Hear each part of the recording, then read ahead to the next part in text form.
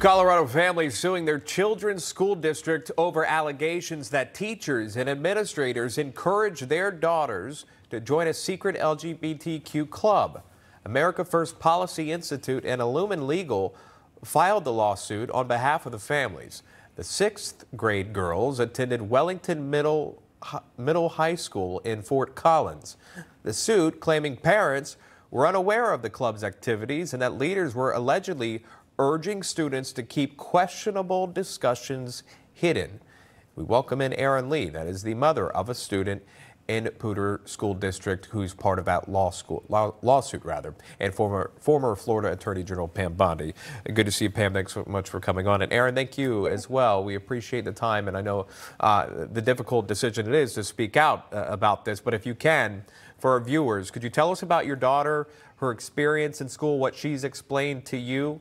And then we'll get to Pam on the merits of the case. Erin. Yeah, well, my daughter, we had just moved to a new town. She was new to school. She's a shy, introverted kid, and she was invited by her art teacher to stay after school in the art room for art club. But it wasn't art club at all. It was GSA, or Gender and Sexuality Awareness, and another teacher was present in the room that day as well. And they did all kinds of unthinkable things with these kids. They talked about who they're sexually attracted to. They used flags to describe defining words, telling the kids that transgender is when you're not fully comfortable in your biological sex, that queer is when you're not sure who you're sexually attracted to. They talked about puberty blockers and cross-sex hormones. They talked about polyamory and suicide, telling the kids that these new labels they'd adopted make them more likely to kill themselves. They told the kids families aren't safe and that they don't have to tell their parents about where they are. In fact, as my daughter left the room that day, her art teacher pulled her aside and said, "Remember, you don't have to tell your parents." So we're really fortunate that she came home and she broke the #1 rule of that club: what you hear in here, keep in here. Before I get Pam's reaction, I want to read a quote. This is from you, Erin, and this happened in 2021. You said, quote, the teacher spoke and reportedly told the children, quote, if they're not completely comfortable in their bodies, that means that they are transgender. The teacher also reportedly had children discuss what sex and gender they are attracted to and awarded students with LGBTQ paraphernalia, such as toys, flags, and other swag, if they, quote, came out as transgender. And then again, told not to speak about this. I want to read the statement as well so I can show both sides, Pam. The statement from the school district here, from the chief information officer, says, Poudre School District values all students and their right to be supported and welcomed in our buildings. PSD guidelines adopted in January 2023 align with state and federal laws and offer guidance for supporting students in research-backed ways that aim to prevent the discrimination and harassment of transgender and gender nonconforming children. End quote there. Pam, your thoughts here. And again, the topic of not telling the parent what's being discussed in the classroom. Right, and they got these children to attend. Children, by the way, one of the little girls had just turned 12, Erin's daughter, just turned 12. And what they did was they told them it was an art class, an after-school, school-sanctioned art class.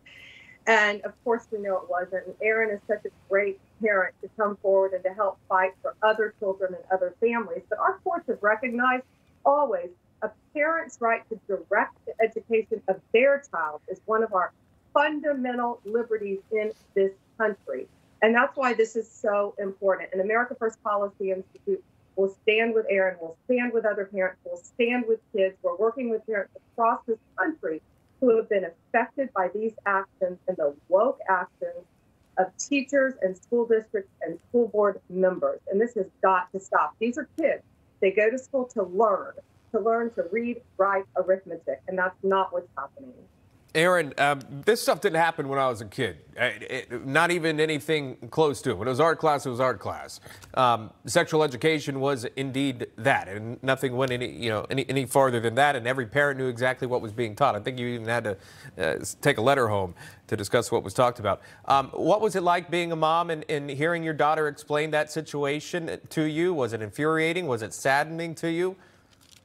All of those things. It was heartbreaking. I mean, my husband and I cried all night. Our rights were violated. Our daughter was violated. Her innocence was ripped away. in that 90-minute meeting, and I can't give it back. And she was incredibly distraught and confused and depressed and ultimately suicidal as a result of the confusion and the depression that resulted from this meeting.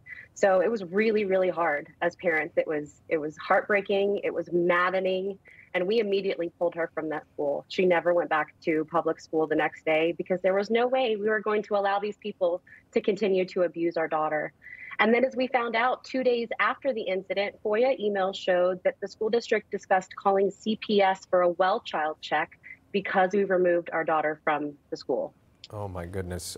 Really quickly, final thoughts from Pam here, and we've got to go.